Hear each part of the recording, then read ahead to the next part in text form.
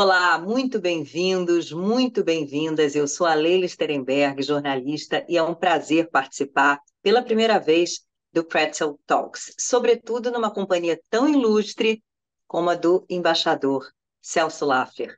Embaixador, é um prazer conversar com o senhor. O prazer é todo meu, Leila. Também é a primeira experiência que eu tenho desta iniciativa, e vamos tentar ver como é que nós conseguimos desatar os muitos nós do complexo tema que nós temos pela frente. Justamente, nosso tema hoje é a partida, por assim dizer, nesse ano que termina, daquele que foi considerado o grande nome da diplomacia da segunda metade do século XX, Henry Kissinger, ou Heinz Kissinger. Vamos lembrar que ele nasceu em 1923 numa cidade da Baviera, foi para os Estados Unidos aos 15 anos de idade, se tornou, como a gente sabe, assessor conselheiro de segurança nacional dos Estados Unidos, da Casa Branca, depois secretário de Estado, e atuou junto aos presidentes Richard Nixon, Gerald Ford. E, embaixador, gostaria de começar lhe perguntando sobre um intelectual que se destaca na vida política, que me parece que é impossível entender Harry Kissinger sem levar isso em conta. Muito obrigado, Leila. Eu acho que, de fato, começamos pelo ponto certo. A complexidade das sociedades contemporâneas ofereceu aos intelectuais a possibilidade de exercer um papel na vida dessas sociedades. Esse papel é duplo. De um lado, o de oferecer rumos, sentido de direção, e de outro, a de oferecer conhecimentos, meio para viabilizar esses rumos. No caso do Kissinger, especificamente, o capítulo de rumos, sentido de direção, é parte da importância que ele sempre atribuiu a uma visão estratégica, não? Ele sempre dizia que se você não tem uma visão estratégica, você vira prisioneiro dos eventos e não consegue ir além dos eventos para uma perspectiva mais abrangente.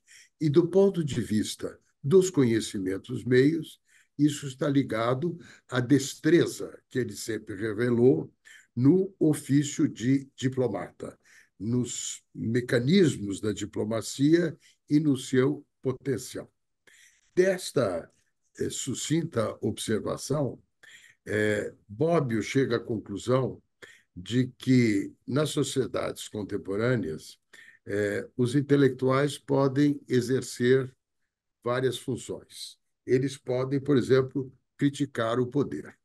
Eles podem legitimar o poder. Eles podem assessorar o poder e eles podem exercer o poder. No caso de Kissinger, ele é um exemplo raro de quem exerceu no correr da sua vida todas essas funções e exerceu essas funções num largo período de tempo que foi além daquele em que ele teve responsabilidades diplomáticas diretas nos períodos da presidência Nixon e da presidência Ford. E uma repercussão que foi muito além daquilo que caracterizou, vamos dizer assim, a, a atuação dele como um diplomata in action, mas também como um pensador em ação. Isso também está ligado a uma outra coisa, que é o papel que os intelectuais passaram a exercer em função das transformações da política internacional, que deixou de ser um cálculo de poucos e passou a ser um interesse de muitos, como nós verificamos hoje pela importância da agenda da opinião pública, ou, para simplificar, por esse jogo entre a praça e o palácio. Não? E o Kissinger se notabilizou pelos artigos que escreveu, pelas obras que ele pôde elaborar, pela sua atuação também pós exercício de funções diplomáticas como um grande consultor internacional em várias frentes. E naturalmente, para voltar também ao ponto que você iniciou, Kissinger é um exemplo do que os Estados Unidos ofereceu de oportunidades para as pessoas mediante um processo de democratização da vida internacional. Há um livro que eu acho muito interessante, que é o livro do Jeremy Sucky, que se pediu sobre livros, chama-se Henry Kissinger and the American Century. O que ele diz? Ele diz o seguinte: a Segunda Guerra Mundial trouxe grandes transformações no âmbito da sociedade norte-americana. Kissinger prestou serviço militar, veio como jovem imigrante com a sua família para os Estados Unidos.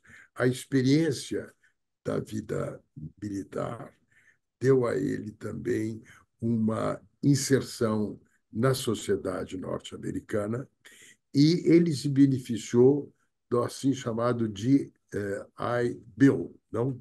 Que ofereceu bolsa de estudos para os antigos combatentes da Segunda Guerra Mundial, que foi o que o levou para estudar em Harvard, onde ele foi um estudante que se destacou desde o início pela qualidade, pela profundidade dos seus trabalhos e também porque, depois de ter se afirmado como professor, ele criou uma rede de consultoria, de contatos e de interação que são a base da sua atuação, que foi o que levou a ser assessor do Rockefeller, e é esta situação de assessor de Rockefeller que foi a base a partir da qual ele passou a ter um papel não apenas de um grande professor e de um influente professor, mas também de alguém que acabou,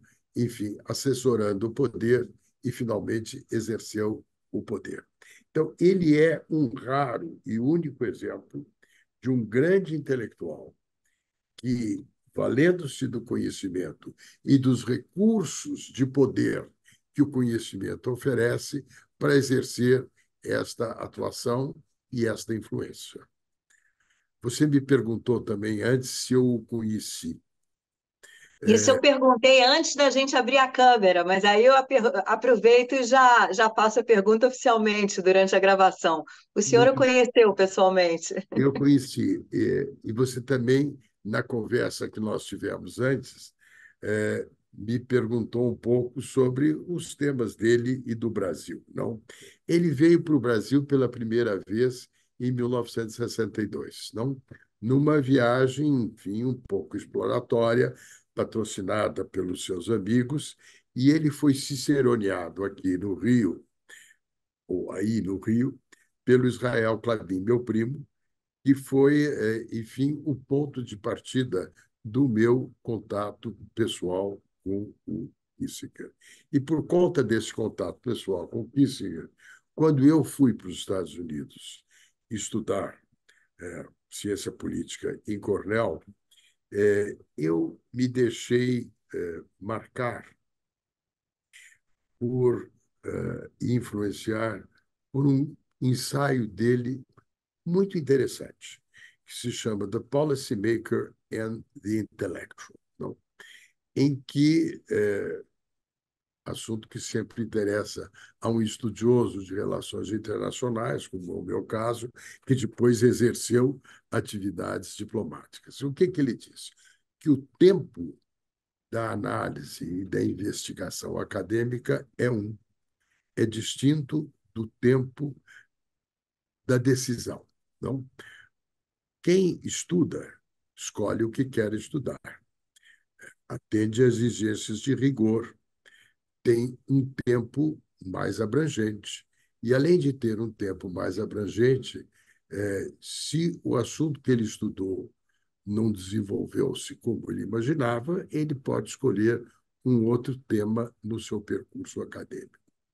Quem exerce uma função no processo decisório tem um outro tipo de responsabilidade. Ele não escolhe a agenda dele, é a agenda que impõe a ele uma tomada de decisão. E por mais bem informado que ele esteja sobre os assuntos, a decisão tomada sob a urgência do tempo é uma decisão que tem características próprias, distintas da investigação acadêmica. Daí sempre existe, nos Estados Unidos, no Brasil e no mundo, um certo conflito entre quem exerce responsabilidades de poder e de decisão e de quem não exerce. Não? Então, é mais fácil fazer a crítica do poder a partir da autonomia que é oferecida a quem está fora dessas responsabilidades. No campo dos grandes estudiosos de relações internacionais, uma exceção rara é o Raymond Aron, com quem, aliás, o Kissinger teve boa interação. Porque o Aron dizia que, quando ele escrevia sobre relações internacionais, na condição, como ele dizia, de observador participante, ele sempre se punha a pergunta: o que eu faria se eu estivesse na posição de quem tem que tomar uma decisão? O que dava à análise dele um outro tipo de latitude. Para quem exerceu também funções diplomáticas, esta observação do Kissinger é muito interessante. Ele diz nas memórias dele que um período de alta responsabilidades governamentais ensina a decidir, mas não ensina o que decidir. O que você decide está muito baseado nos seus prévios conhecimentos, na sua experiência. E, nesse sentido, o ponto de partida é este dos seus conhecimentos prévios e da sua experiência.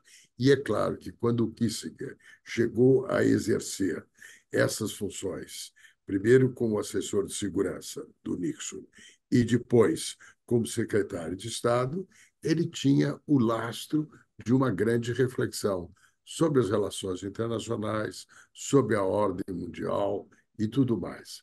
E, sem querer prolongar demais isto,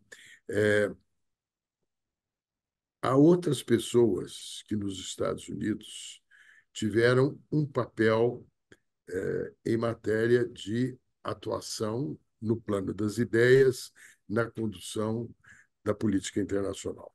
Por exemplo, o Walter Lippmann, que é um exemplo de um grande jornalista que exerceu muita influência.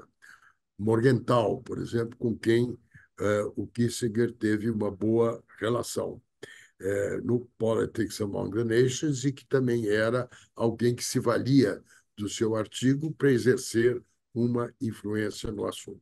E aqueles que foram, ao mesmo tempo, estudiosos e que exerceram poder e influência, como George Kennan, que é um homem importante na história da détente, não?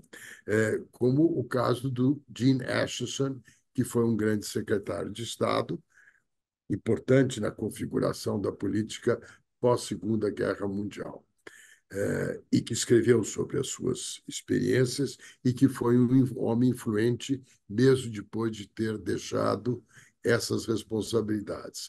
Mas ninguém teve, como o Kissinger, essa dimensão tão grande e tão duradoura. É interessante, né, embaixador, porque o trabalho de fim de curso dele no college teve 383 páginas, o que levou Harvard a estabelecer a regra Kissinger, que não se podia fazer algo maior do que um terço desse tamanho. E depois ele ficou muito conhecido por conta da tese de doutorado dele, O Mundo Restaurado, em que ele descrevia como é que as potências, depois das guerras napoleônicas, conseguiram estabelecer regras mínimas ali de coexistência e garantindo ali a soberania sobre suas esferas de influência, mesmo que isso fosse um pouco sanguinário em alguns momentos. E eu acho que é muito importante ter em conta também a história de vida dele, nascido em 1923, numa Alemanha que havia sido destruída pela Primeira Guerra Mundial, depois sofre os efeitos do antissemitismo, tem que deixar o seu país natal em 38 porque a mãe dele percebe que aquilo vai acabar em maus lençóis para os judeus, vai parar nos Estados Unidos, como o senhor mencionou, luta na Segunda Guerra Mundial do lado americano, e algo que norteia a política dele é como evitar uma catástrofe como as grandes guerras.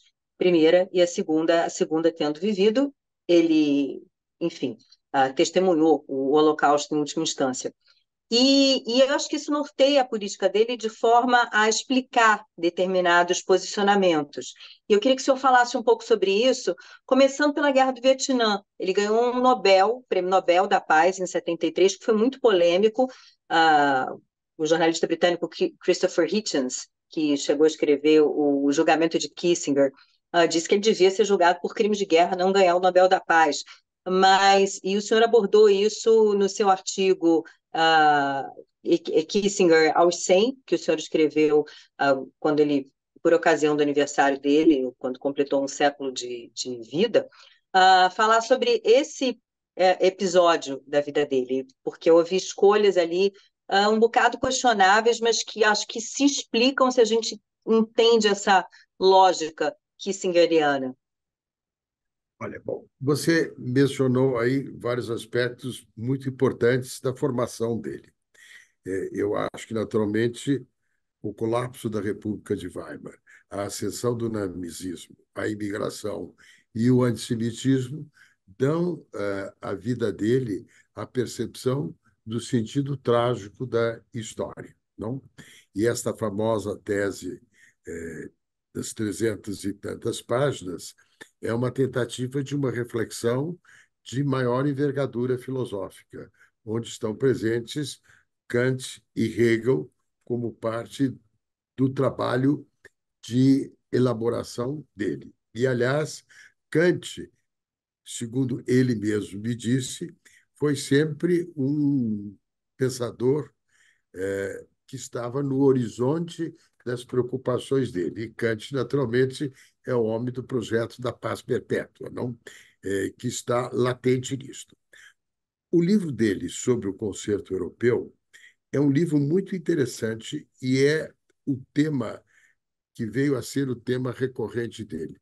Como é que eu construo uma ordem mundial? E como é que eu construo uma ordem mundial que não seja o resultado da vontade de conquista, que era o que pretendia Napoleão, mas seja uma ordem aceita, não?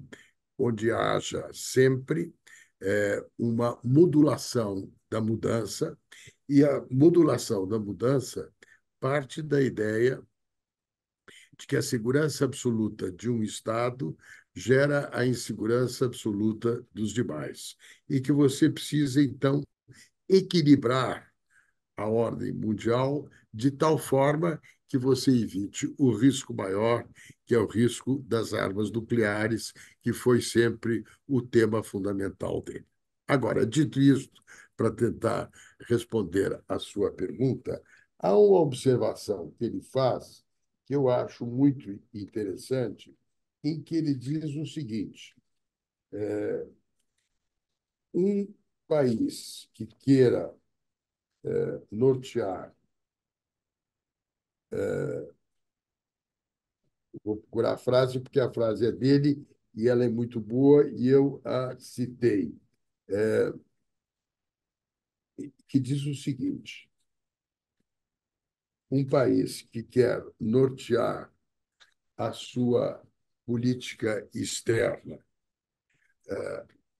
pela moral, é o que ele diz, não conseguirá. Um país que exige, a citação dele é, a perfeição moral na sua política externa, não obterá nem a perfeição, nem a segurança. Esse é o ponto de partida dele. Agora, o ponto de partida dele é a de quem exerceu o poder a partir da perspectiva de uma grande potência como os Estados Unidos e do seu papel na ordem mundial. E no exercício desse papel da ordem mundial, valeu-se do uso da força. Então, é claro que não só no caso do Vietnã, um dos bombardeios de Camboja, na Camboja, a, o tema da credibilidade internacional dos Estados Unidos, que era o que o cercava, não levou em conta os custos humanos. Da mesma maneira, a forma pela qual ele apoiou a queda do Allende e depois o regime do Pinochet teve todo o seu impacto em matéria de direitos humanos. Agora, isto, na perspectiva dele, era a perspectiva latente, fruto daquilo que tinha sido a experiência da Revolução Cubana, não? E da preocupação com os Estados Unidos de não terem uma América do Sul que repetisse a experiência da Revolução Cubana. É um erro de avaliação? Possivelmente é um erro de avaliação, porque a proposta do Allende não era uma proposta de uma revolução à maneira de Fidel, mas era justamente a ideia de um socialismo democrático, não mais ligado, enfim, àquilo que eram as aspirações, digamos assim, de um personagem como Mitterrand, que visitou o Chile de Allende. E aí eu faço um comentário à margem, que está ligado à confiança ou não na democracia. Você sabe que depois da Revolução dos Cravos, em Portugal, houve presença dos militares, houve a presença, enfim, das dificuldades todas daquela ebulição política, também trazido pelo fim da descolonização portuguesa. E o Mário Soares surgiu como um nome. E há um interessante diálogo entre o Kissinger e o Mário Soares, em que o Kissinger disse: Olha, o senhor vai ser o Kerensky português. Ao que o Mário Soares disse: Eu não quero ser o Kerensky português. Ao que o Kissinger respondeu: Olha, nem o Kerensky queria ser o Kerensky. E ele diz: Olha, o senhor não vai ter condições de enfrentar essa situação, porque o senhor não controla as Forças Armadas, o senhor não controla os sindicatos, o senhor não controla a imprensa. Mas o Mário Soares controlou as ruas e ganhou as eleições e foi bem sucedido, com um grande apoio dado a ele pelo Carlucci, que era um embaixador americano em Portugal, que viu que ele teria condições de afirmar-se democraticamente. Então, é inevitável que, além disso, existem não só custos humanos, mas erros de julgamento. No meu artigo, eu me vali de um grande ensaio do Antônio Cândido sobre Ricardo II de Shakespeare, que começa dizendo: não se manda impunemente. Então, o exercício de mandar é uma coisa complexa, leva a várias escolhas e você não manda impunemente. Ele não mandou impunemente.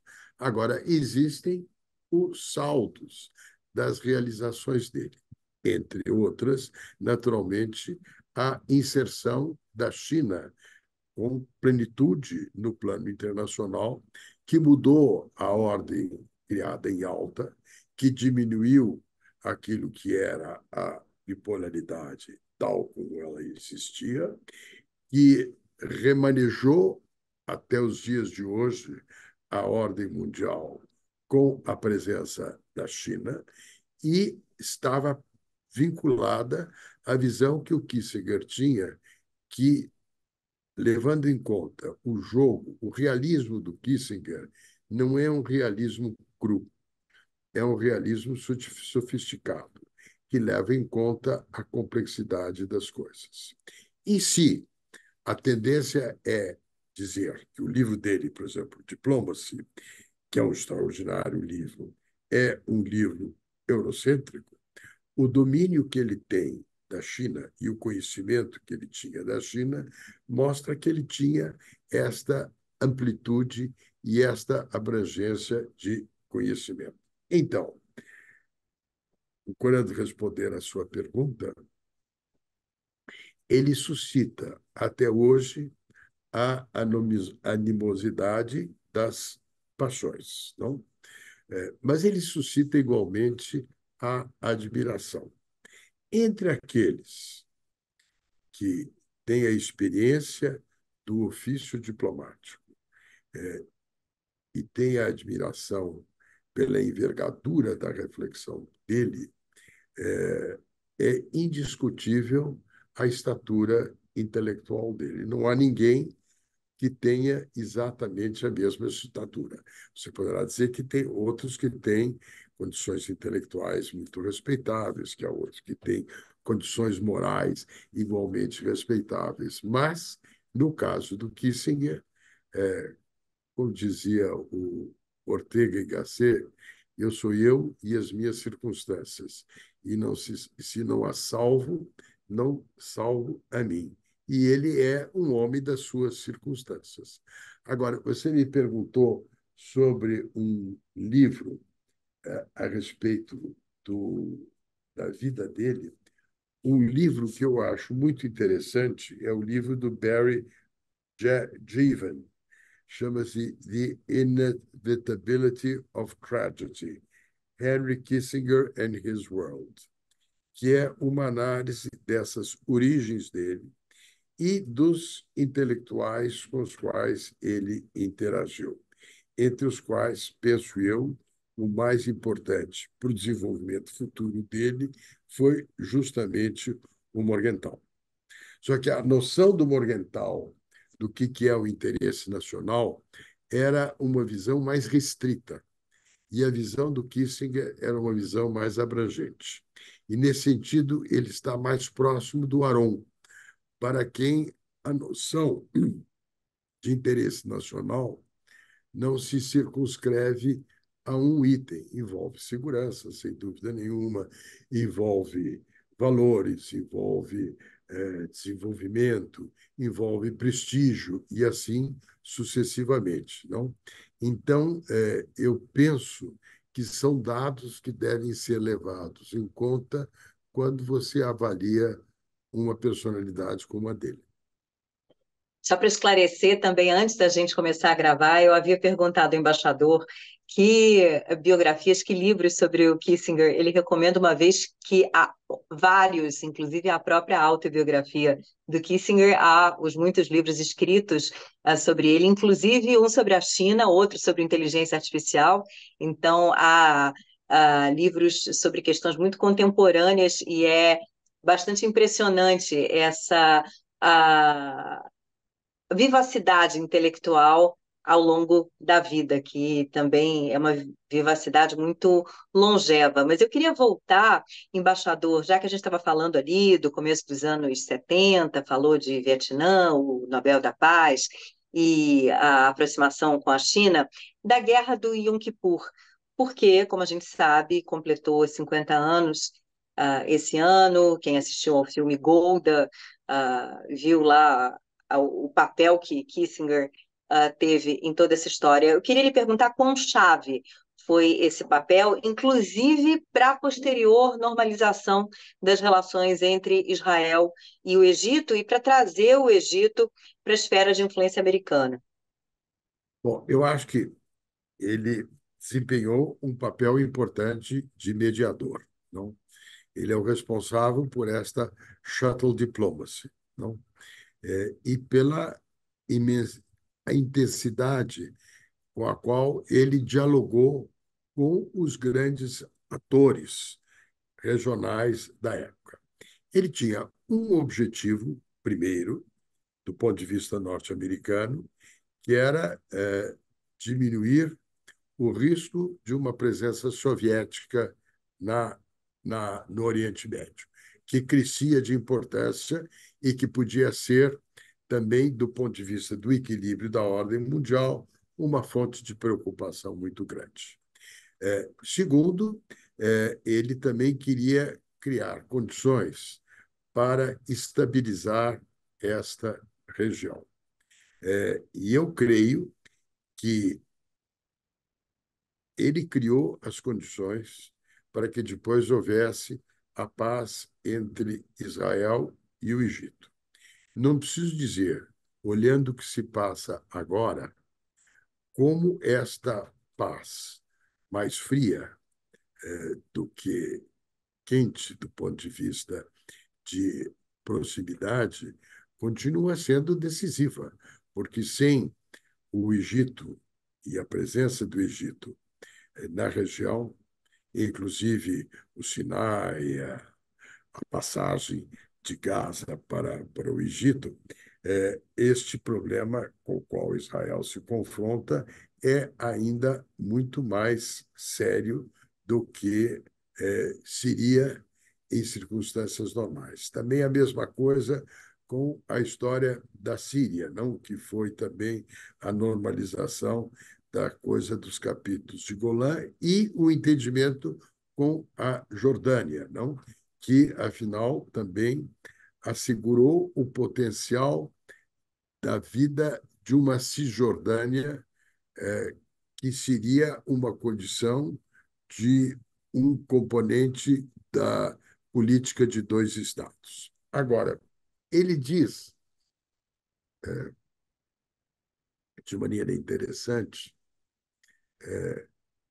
que, conversando com Israel e com a Golda Meir, não, e o filme mostra que eles conversaram muito, que ele tinha clareza que, para Israel, toda discussão sobre segurança, sobre território, sobre a sobrevivência, era algo era existencialmente muito importante para Israel. E isto é um dado da maneira pela qual ele se aproximou. Tem aquela história que o filme também registra, que ele diz para ela, Golda, olha, você precisa entender que eu sou, primeiro, um cidadão norte-americano, segundo, eu sou um secretário de Estado dos Estados Unidos, terceiro, eu sou judeu. Ao que ela diz, olha, não tem problema, porque nós em Israel lemos ao contrário. Com isto, a coisa se acomoda. Quer dizer, tinha um senso de humor. Ele diz às tantas que, na relação que ele teve com ela, que foi boa, ela parecia sempre uma tia um pouco desapontada com o sobrinho que ela tinha. Mas eles se entenderam bem e o resultado foi altamente positivo. Agora, claro que a Guerra de Yom Kippur foi, da experiência de Israel, uma experiência existencial dramática, não? Que só guarda semelhança com aquilo que está ocorrendo nos dias de hoje. Não?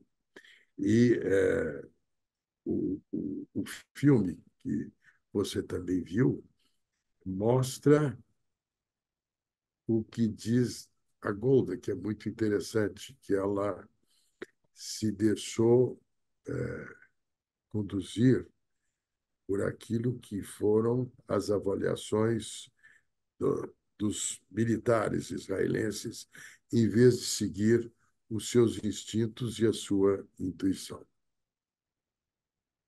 Vamos dar um pulo aqui para o Brasil. Embaixador Kissinger e o Brasil é o título de um livro do Matias Spector, que é professor de Relações Internacionais da Fundação Getúlio Vargas. Ele pesquisou o assunto profundamente e explica que os generais brasileiros cooperaram com Kissinger, com os Estados Unidos, até ali o capítulo 2, porque havia aquela política de pragmatismo responsável, uma política externa que estava interessada em negociar com diferentes atores, e houve, inclusive, posicionamentos que, obviamente, não foram aprovados pelos Estados Unidos, por exemplo, apoiar os marxistas na independência de Angola, fazer negócio com o Iraque e por aí vai. E então, como é que o senhor vê essa relação? Bom, o livro do Matias é um livro muito interessante e é um livro também muito bem pesquisado. O Silveira não chegou a produzir memórias, não. Há um depoimento longo que o Matias consultou. Silveira sendo Antônio Azeredo da Silveira, o Isso, nosso chanceler de então. isso. Agora, a relação do Kissinger com o Silveira foi uma boa relação. Não. E é um pedaço daquilo que eu disse anteriormente sobre o realismo do Kissinger. O Kissinger queria ter uma relação construtiva com o Brasil. Entendia que isso era importante na perspectiva norte-americana para o equilíbrio da região e, por tabela, para o equilíbrio mundial. Encontrou no Silveira um interlocutor que foi também capaz de entender que essa era uma oportunidade, não, para a afirmação do Brasil, numa época em que a presidência Geisel buscou ter uma política externa com mais desenvoltura do que a do seu antecessor. Eu digo sempre, também à luz da minha própria experiência, quem conduz a política externa de um país é o presidente da República, ou por ação ou por omissão. Não só essa é uma competência constitucional, mas é a visão do presidente que norteia o sentido de direção da sua política externa. E o Geisel tinha, em relação aos Estados Unidos, posteriormente, com o Carter, os incômodos na área de direitos humanos. Não tinha, na época do Kissinger, em que o Silveira e ele desenvolveram uma relação muito construtiva. E o Kissinger, nas memórias, é muito elogioso das qualificações diplomáticas do Itamaraty. E, portanto, foi algo mais positivo para as duas partes do que qualquer outra coisa, na minha avaliação. Vamos falar um pouco daquela entrevista histórica que Kissinger deu esse ano, pouco antes de completar 100 anos, também à revista Economist.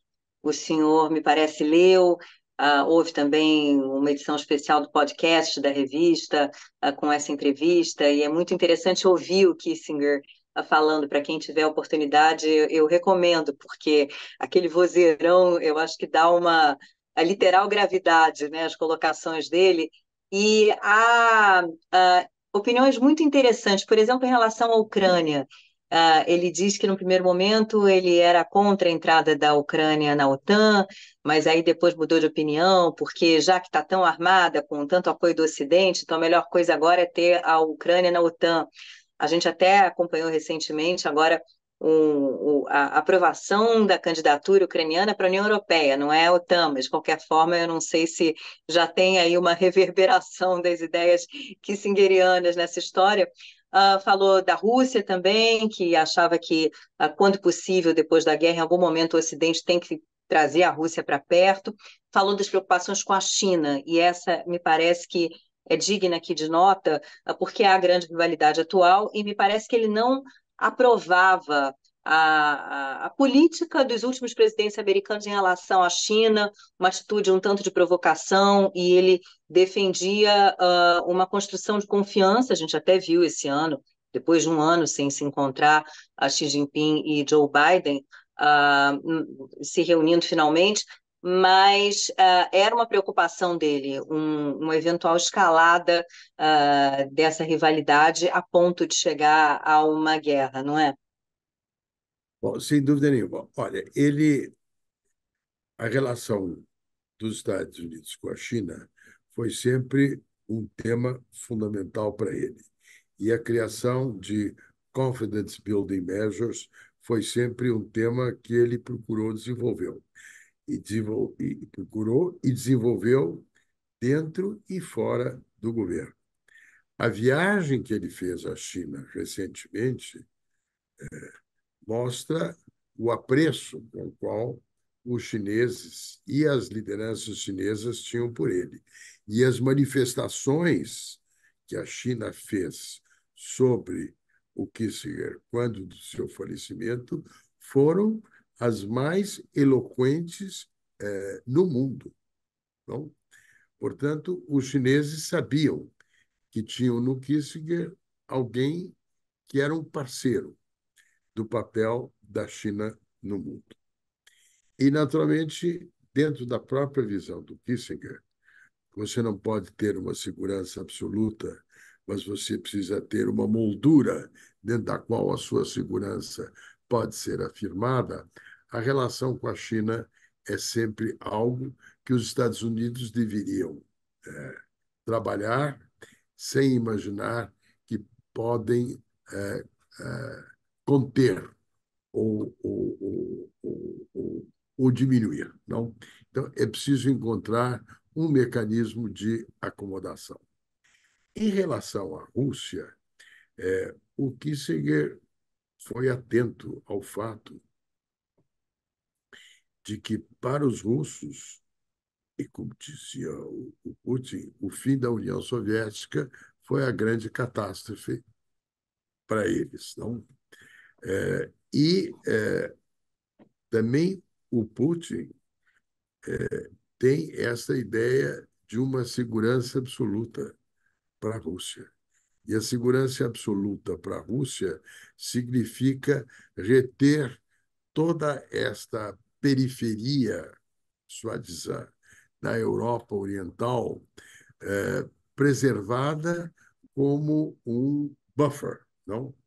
Entre a Rússia e o resto da Europa e o resto do mundo. Agora, eles romperam com a razoabilidade dos, do aceitável no plano internacional por conta do princípio da integridade física das fronteiras de um Estado. E, com isso, eles provocaram uma mudança muito significativa em toda a visão da Europa sobre a sua própria segurança, da qual um exemplo é o ingresso da Finlândia e da Suécia na OTAN. A União Europeia ofereceu aos países da antiga Europa Oriental condições de autonomia e de permissibilidade que eles não tinham tido anteriormente. É o caso da Polônia, por exemplo, é o caso dos países bálticos, não? Letônia, Lituânia, Estônia, para os quais, enfim, numa visita que eu fiz à Lituânia como ministro, em que eu queria ter uma visão do que tinha significado o fim da Europa Oriental do ponto de vista da estrutura mundial, o que me disseram os meus interlocutores naquela ocasião? Olha, nós conseguimos, primeiro, condições de definir os nossos próprios rumos. A OTAN significou um escudo de segurança. A União Europeia significou a oportunidade de desenvolvimento e de democracia. E se o senhor está aqui trazendo uma mensagem no Brasil, com toda a importância que o Brasil tem, o senhor não se esqueça que a Rússia está aqui do nosso lado e os senhores estão na América do Sul. É muito diferente a percepção que nós temos da percepção que o senhor tem. Então, o Kissinger tinha muita compreensão do que a guerra da Ucrânia e a ação russa significava algo a ser muito pensado do ponto de vista estratégico para não gerar uma desestabilização ainda maior da ordem mundial. E essa desestabilização está aí presente. Eu estava conversando com uma interlocutora importante que vai visitar a Ucrânia, dizia é que o efeito da guerra até agora comprometeu as terras ucranianas com os efeitos da guerra química, que indica que a Ucrânia terá uma diminuição da sua capacidade de suprir o mundo de uma oferta agrícola, que foi sempre a função dela. Não? Então, você tem aí dados importantes. Pois você, COP vai ser no Azerbaijão. Azerbaijão, em Baku. Azerbaijão é, obviamente, uma COP com a presença da Rússia exercendo uma influência muito grande. Então, você vê como as coisas se entrecruzam. O que o Kissinger, nesta admirável entrevista que você citou, mostra é que ele sempre teve aquela capacidade de pensar a coisa no seu conjunto, não? E de indicar caminhos, rumos, não? De pensar como lidar com essa complexidade. Para a gente ir caminhando para encerrar, embaixador, eu acho que ele também tinha a capacidade de enxergar na frente. E me parece que isso fica claro na preocupação dele com inteligência artificial. Como eu disse, escreveu um livro sobre isso. Isso muito antes de ChatGPT ser algo ao alcance dos nossos dedos, antes de toda essa saga da empresa OpenAI que a gente acompanhou esse ano, que evidenciou até diferentes visões de mundo que há dentro do Vale do Silício, nessa cúpula que decide os rumos da inteligência artificial, há os otimistas e os pessimistas, há uma visão um pouco de fim de mundo. E, então, eu queria, só para a gente encerrar, que o senhor falasse sobre isso, esse zeitgeist que ele enxergava na frente, digamos assim. Você tem toda a razão, porque é interessante destacar que ele tinha a percepção do novo. Não? A primeira indicação dele foi o tema da era digital, não?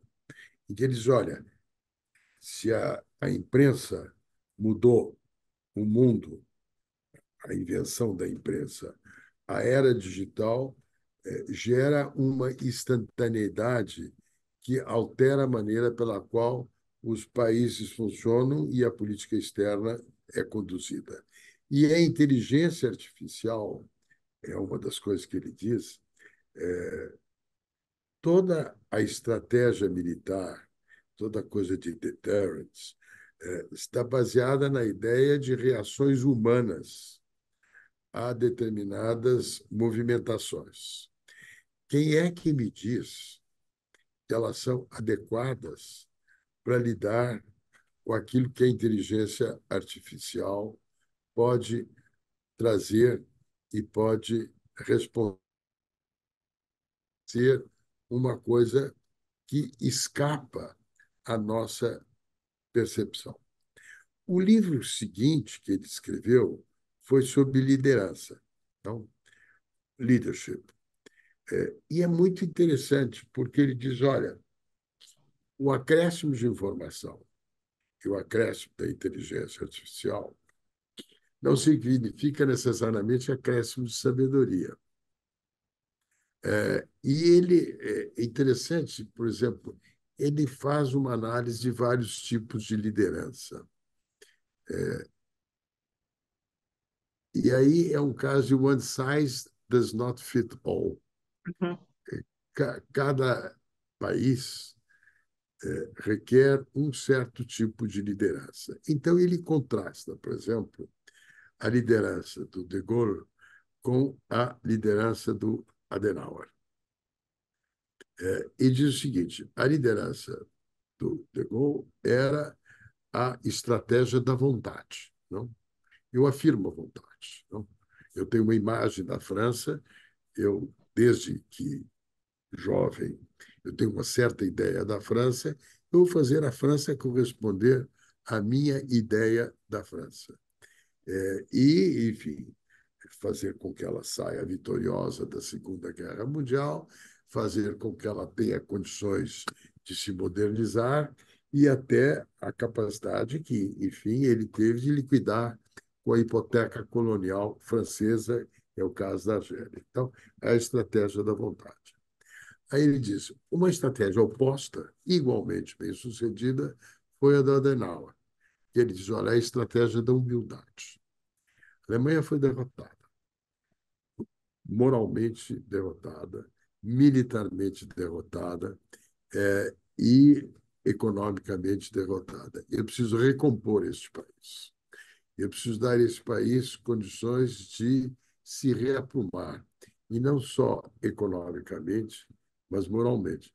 E ele foi muito bem sucedido, porque a Alemanha de hoje é o resultado dessa política da humildade, como a França de hoje é o resultado dessa política da vontade do De Gaulle. Então, é preciso ver como é que, à luz dessas mudanças que nós acabamos de destacar, era digital e inteligência artificial, como é que nós podemos tocar essa história?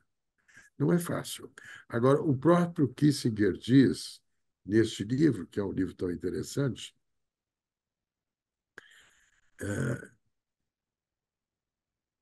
que leitura, filosofia, humanismo ajudam a aprimorar a capacidade do juízo. Não? É, enfim, a dimensão da cultura anime, de que falava Cícero e que Hannah Arendt destaca no ensaio dela sobre a cultura. Para terminar com a Hannah Arendt, eu comecei com o Bob, vou terminar com a Hannah Arendt, que assim fico à vontade com as grandes referências do meu percurso. Embaixador, agradeço muito, muito ao senhor por essa 1 horinha de conversa, quase isso que nós tivemos. Pois olha, Leila, eu que agradeço a oportunidade de conversar com você. Você tem desses assuntos todos da obra e da vida do Kissinger um grande domínio, de maneira que fica sempre um diálogo denso em torno de um personagem muito importante. Só vou te dizer uma coisa a mais. As memórias do Kissinger são grandes, mas elas são admiravelmente bem escritas. Admiravelmente bem escritas. E o Kissinger diz, explicando, se você escreve memórias, sempre existe, naturalmente, o seu desejo de se explicar, o seu desejo de se justificar. Mas tem algo a mais.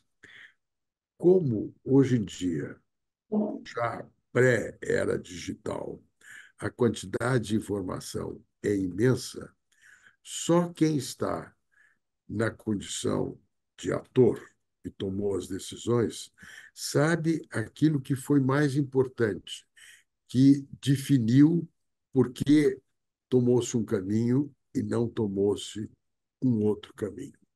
E, nesse sentido, as memórias dele, além de serem admiravelmente bem escritas, são também pistas para um entendimento do que foi o período dele e a maneira pela qual o atuou. E concluo. Quando eu o visitei, pouco antes de terminar o governo do presidente Fernando Henrique, com quem ele tinha boas relações, eu disse para eles, olha, Estou aí pensando se eu escrevo ou não as minhas memórias. Que conselho o senhor me dá? Ele me deu, ele fez uma pergunta e me deu um conselho. E a primeira pergunta que ele fez é essa: o senhor tem uma boa documentação? Eu disse, ali eu tenho uma razoável documentação. Então, escreva a partir da sua documentação. Não faça menos nem mais. Faça com base na sua documentação. Conselho de Scholar, né? Mas Imagina a conselho, documentação que Kissinger tinha é, para escrever 3 volumes.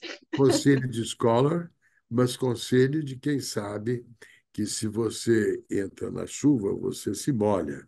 Então é melhor você ter o guarda-chuva da sua documentação para não sair muito molhado. Embaixador, muito obrigada mais uma vez e até a próxima. Espero que Até a nós próxima. tenhamos outras oportunidades para conversar. Também. Obrigado. Obrigada à audiência também aqui do Pretzel Talks e até a próxima.